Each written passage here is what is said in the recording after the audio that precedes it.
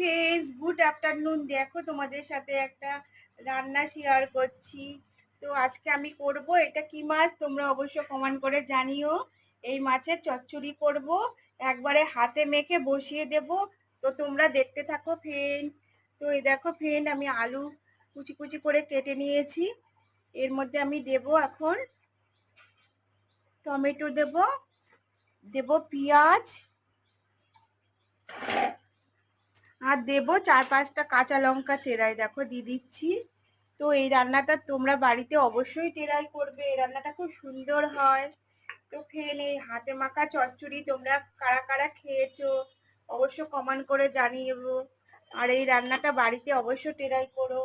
এরপর আমি দিয়ে দেব সরষের তেল, দিয়ে দেব, মানে সরষের তেলটা একটু বেশিই দিতে হবে। দেখো আমি দিয়ে দিচ্ছি।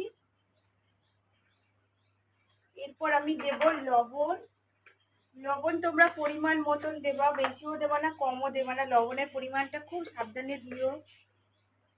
তো এই দেখো আমি লবণটা দিয়ে দিচ্ছি পরিমাণ মতন। তো এরপর আমি মাছটা দিয়ে দেব। দেখো এটা কি মাছ তোমরা অবশ্য কমেন্ট করে জানিও।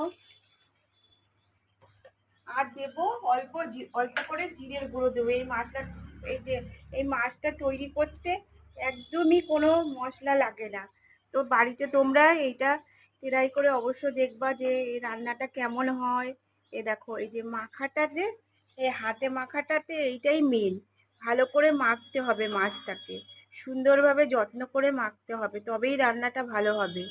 তো ফের এরপর আমি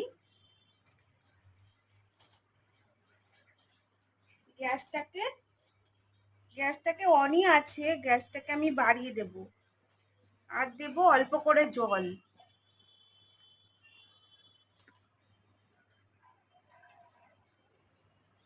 দেখো ফ্রেন্ড, আমি অল্প করে জল দিয়ে দিলাম, এটা যাতে সেদ্ধ হয় আলুটা ভালো করে।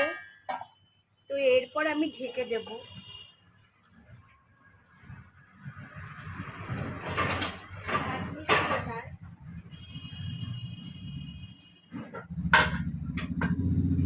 ঢেকে দিয়ে 5 মিনিট মতন এরকম করে ফোটাতে হবে, বুঝেছো?